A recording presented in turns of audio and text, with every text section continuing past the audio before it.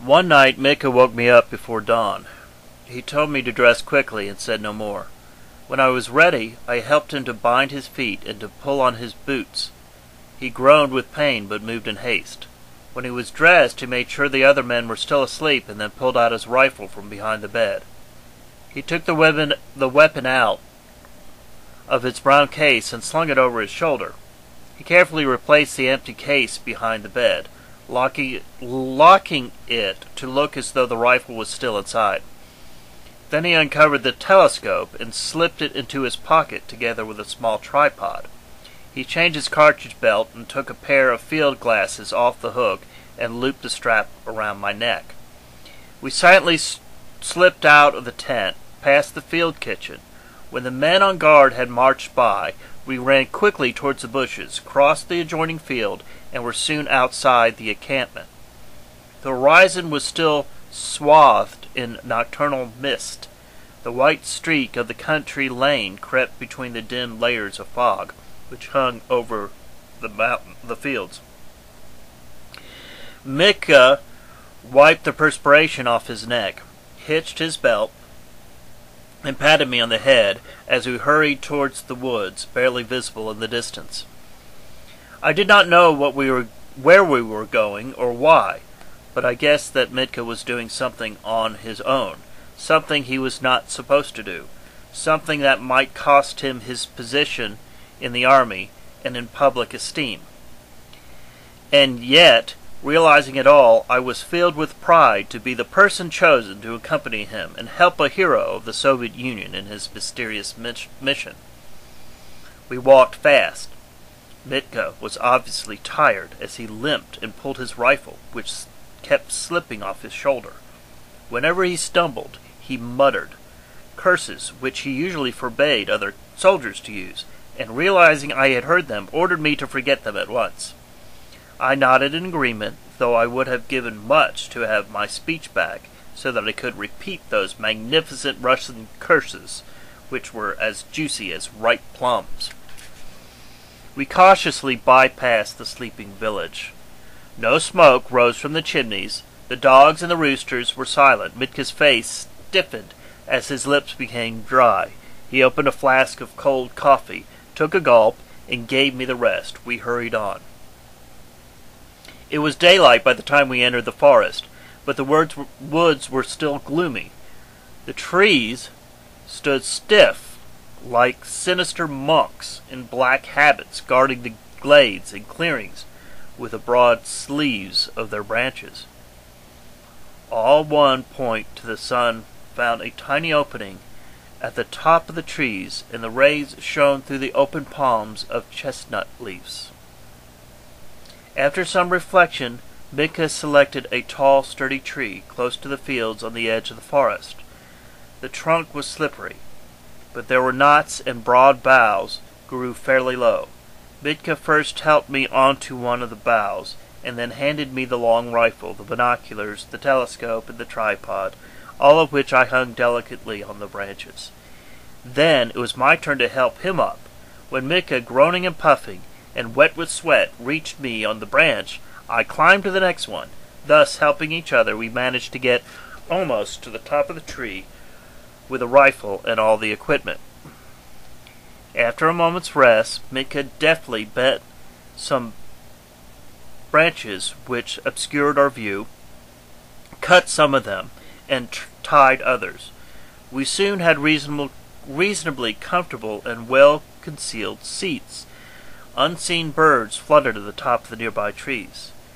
Growing accustomed to the height, I discerned the outlines of buildings in the village just ahead of us.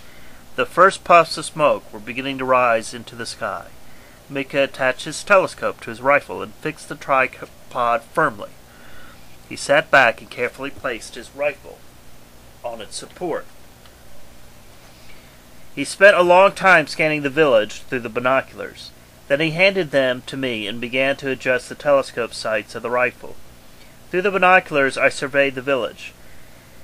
Their image amazingly enlarged, the houses seemed to be just in front of the forest.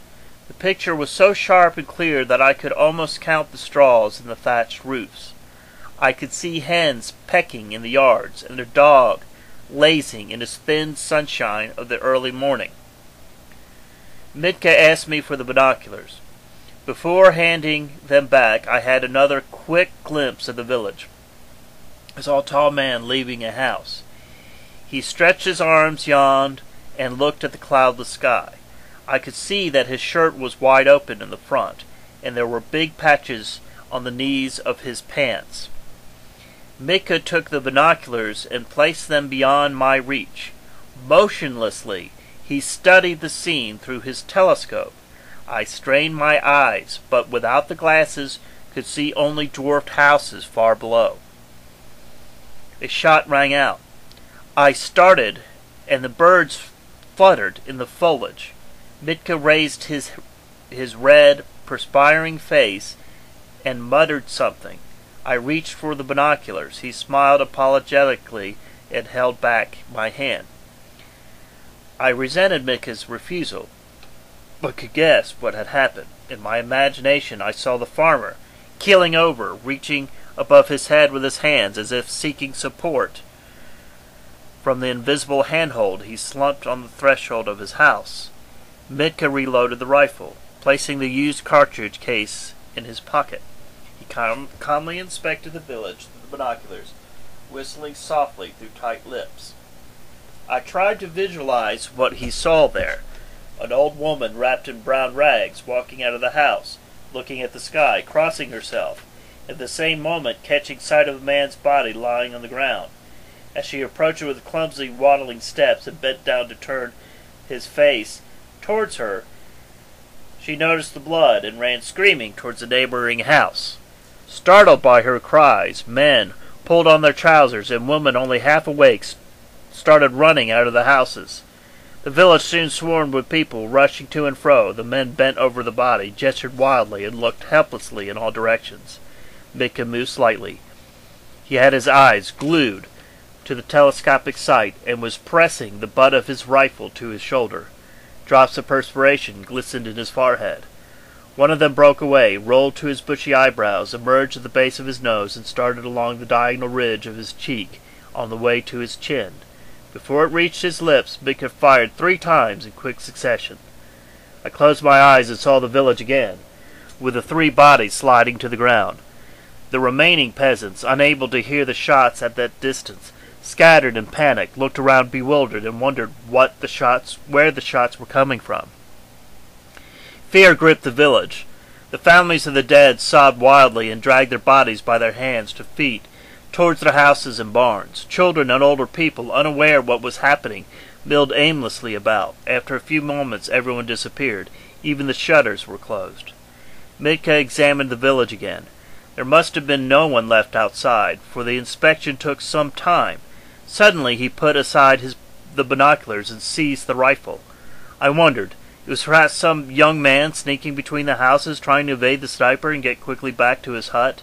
Not knowing where the bullets came from, he stopped now and then and started about him. As he reached a row of wild rose bushes, Mitka fired again. The man stopped, as though nailed to the ground. He bent one knee, tried to bend the other, and then just toppled into the rose bushes. The thorny branches shook uneasily. Mitka leaned on his rifle and rested. The peasants were all in their houses, and none dared to come out. How I envied Mitka! I suddenly understood a good deal of what one of the soldiers had said in a discussion with him. Human being, that proud title. Man carries it in himself, his own private war, which he has to wage, win or lose, himself, his own justice, which is his alone to administer.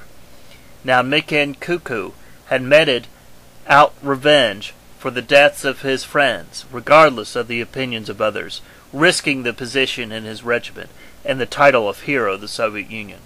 If he could not revenge his friends, what was the use of all those days of training in the sniper's art, the mastery of eye, hand, and breath?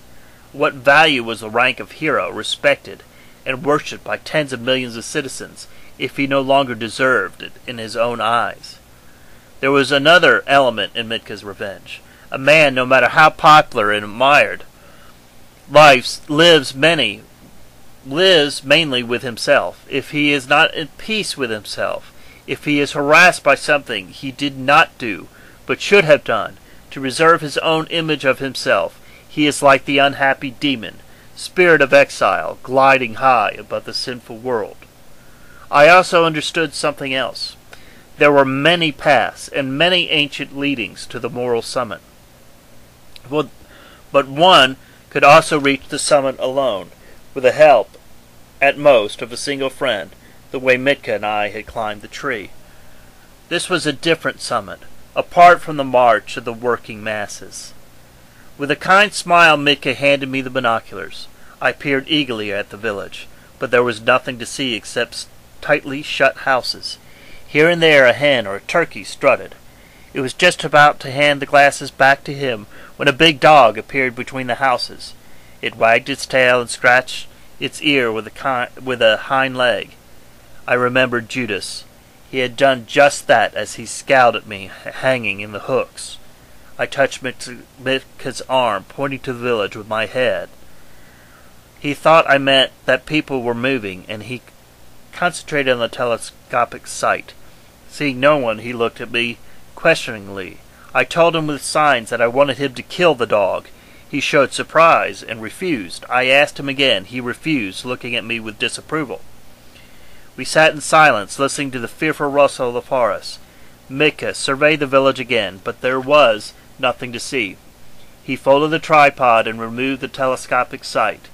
We started down slowly, Mitka sometimes muttering for pain as he hung by his arms, searching for a foothold below. He buried the spent cartridges under the moss and removed all traces of our presence. Then we walked towards the camp, where we could hear engines being tested by mechanics. We got back unnoticed.